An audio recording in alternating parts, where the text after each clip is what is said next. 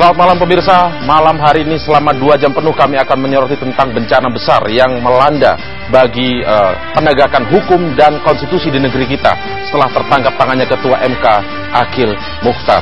Saya Indra Maulana dan rekan saya Cheryl Tansil nanti akan hadir langsung dari gedung MK. Inilah Prime Time News selengkapnya.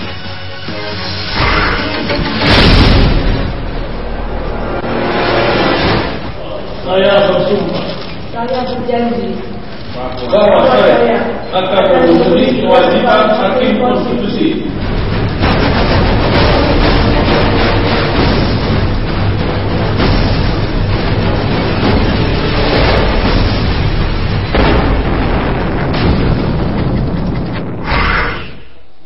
Komisi Pemberantasan Korupsi atau KPK telah selesai melakukan gelar perkara atau ekspos antara pimpinan, deputi penindakan dan tim Satgas Penyidik.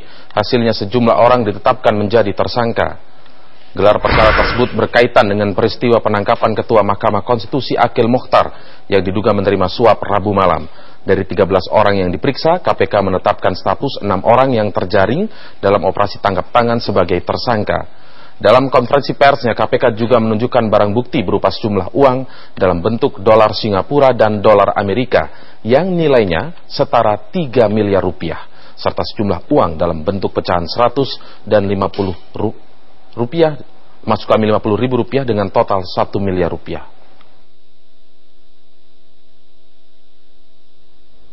Pertama, AM bersama CN ditetapkan sebagai tersangka selaku penerima, yaitu diduga melanggar pasal 12C Undang-Undang TPK Junto, pasal 55 ayat 1 ke 1 KUHP atau pasal 6 ayat 2 Junto, pasal 55 ayat 1 ke 1 KUHP.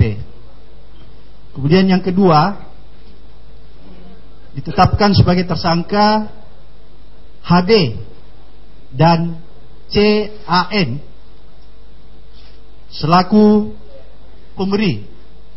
Jadi ditetapkan sebagai tersangka selaku pemberi.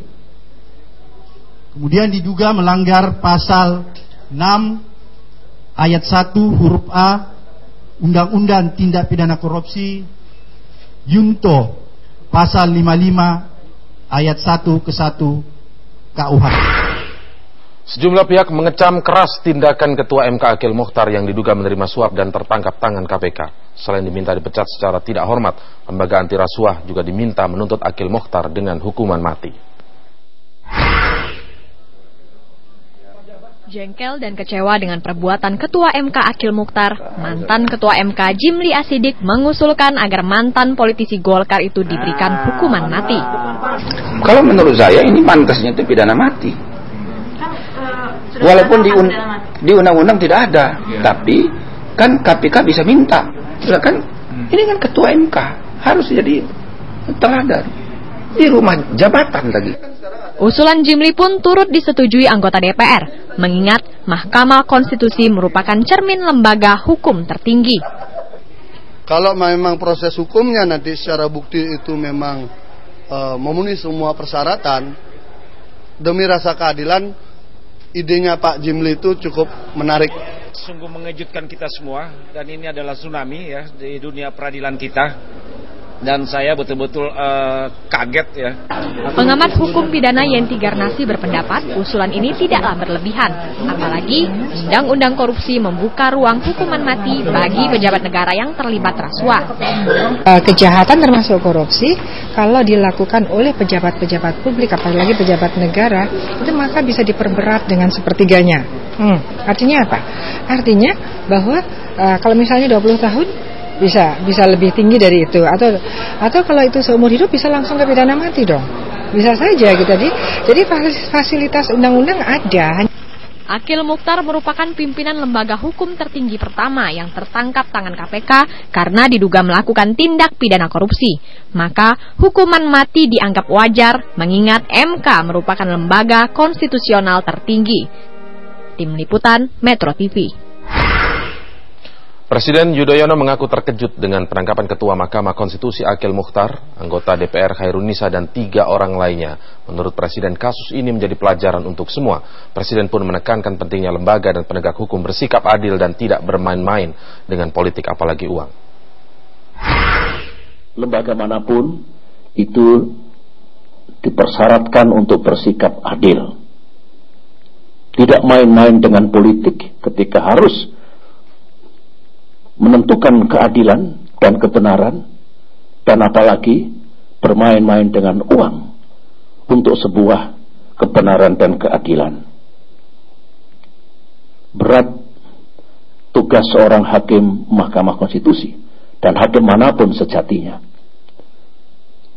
Dan ini mengait untuk menjadi pelajaran kita semua. Pemilihan posisi-posisi di lembaga-lembaga negara yang penting itu memang tidak boleh sangat dipengaruhi oleh kepentingan politik. Prosesnya sebenarnya bukan proses politik dalam arti ditinjau dari sisi politik, ditinjau dari kepentingan partai-partai politik, harus dibebaskan. Jadi kalau ada fit and proper tests, itu menguji integritas, kapasitas, dan kesiapan. Bukan rahasia umum lagi, banyak proses pemilihan di negeri ini yang harus kita tata kembali, yang harus kita luruskan. Akil Mukhtar merupakan mantan politisi Golkar yang banting setir menjadi hakim konstitusi. Usai 2 periode menjadi anggota DPR, Ketua MK ini pernah dilaporkan menerima suap 1 miliar rupiah sekitar 3 tahun silam.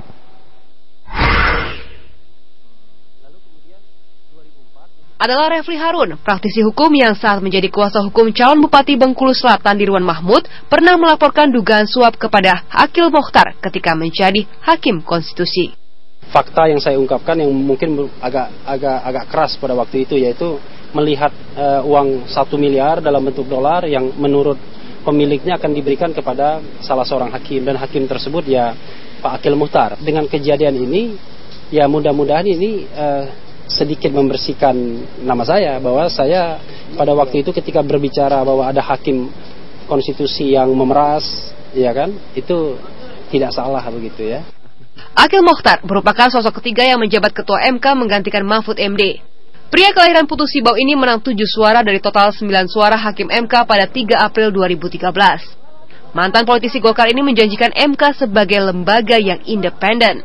Kalau ada yang populer, ada yang bisa, misalnya seperti Pak Mahfud, bisa ingin mencalonkan ini ya bagus, alhamdulillah. Tapi untuk saya kira tidak. Kita akan lembaga ini independen, hakimnya independen, lembaganya.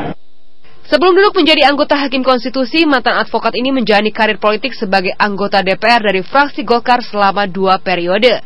Doktor ilmu hukum ini terpilih menjadi Hakim Konstitusi sejak tahun 2008, yang masa jabatannya diperpanjang DPR hingga tahun 2018.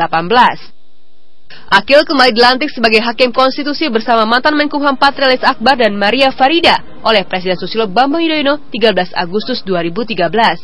Akil setidaknya menjadi pejabat negara keempat yang bergelar doktor atau staraf S3 yang tersangkut kasus korupsi. Tim Liputan Metro TV.